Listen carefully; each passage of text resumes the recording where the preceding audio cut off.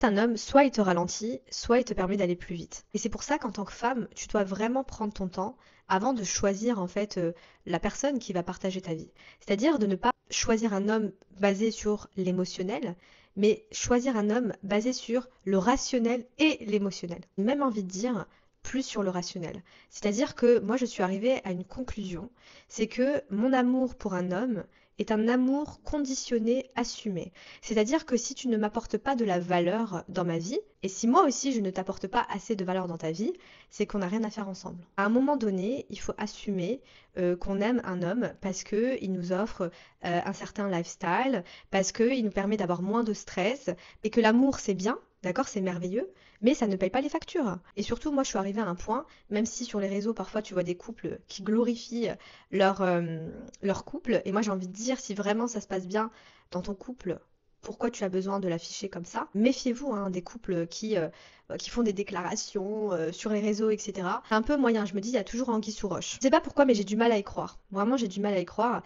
À un moment donné, pour moi, l'amour se construit dans le temps. C'est-à-dire que quand tu rencontres une personne, tu ne le connais pas. Tu sais pas qui il est. En fait, c'est que de la projection. En réalité, lorsque tu as un coup de cœur pour un homme, c'est soit en fait, il ressemble à ta mère ou à ton père. C'est-à-dire, il a des traits de personnalité des personnes en fait qui se sont occupées de toi lorsque tu étais enfant, ou soit il représente, ou il a une caractéristique ou un trait de personnalité voilà que tu adores chez lui et qui est refoulé en toi et justement tu es en admiration pour ça, mais en réalité t'es pas en admiration pour lui. Mais t'es en admiration en fait pour ce trait de personnalité parce que en vrai il est en toi et toi t'arrives pas encore à y accéder. Tu vois, lorsque tu comprends certaines choses sur les relations hommes-femmes, bah tu te dis ok bon autant choisir un homme qui est capable de m'offrir la vie que je désire et ensuite voilà d'apprendre à le connaître, d'apprendre à me connaître aussi à travers la relation. Puisque je l'ai déjà dit dans une de mes vidéos, mais ton mari, ton crush, etc., c'est une personne qui va mettre en lumière des insécurités, des croyances, etc. Donc, autant choisir un homme, non pas pour sa beauté, mais pour ses valeurs, pour ses principes,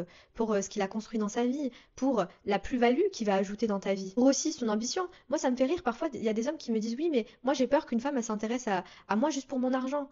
Mais je lui dis, mais en fait, si c'est une femme qui se respecte, qui s'aime, d'accord, qui a un certain âge, hein, parce que quand on a 20 ans et qu'on rencontre un homme qui a 24 ans, 25 ans, les filles comprenez que ben, il est encore en train de se construire, d'accord. Mais quand toi, tu as 30 ans ou 35 ans et que ben, tu rencontres des hommes qui ont une certaine situation financière plus que correcte, normal que tu veux un homme qui soit à la hauteur. Je lui ai dit à cette personne-là, ton argent, c'est le reflet de ton ambition, de ton intelligence, de ta détermination, etc. etc.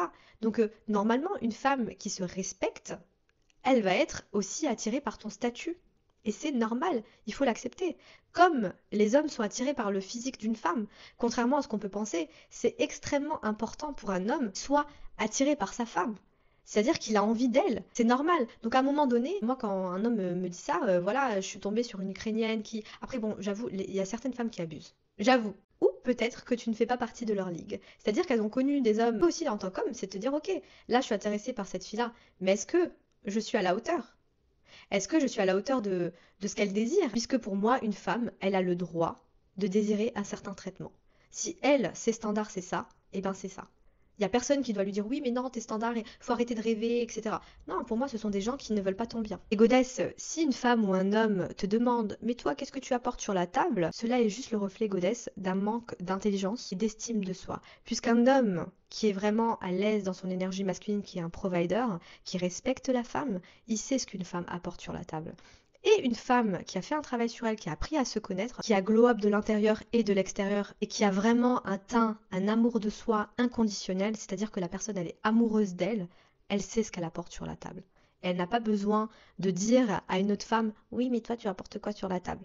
Ma chérie, si t'as pas assez d'amour pour toi, ce n'est pas ma faute. Moi, je sais ce que j'apporte. Et je n'ai pas besoin de me justifier à qui que ce soit pour mes standards. Puisque Godesse, et je vais finir sur ça, qui se justifie se crucifie.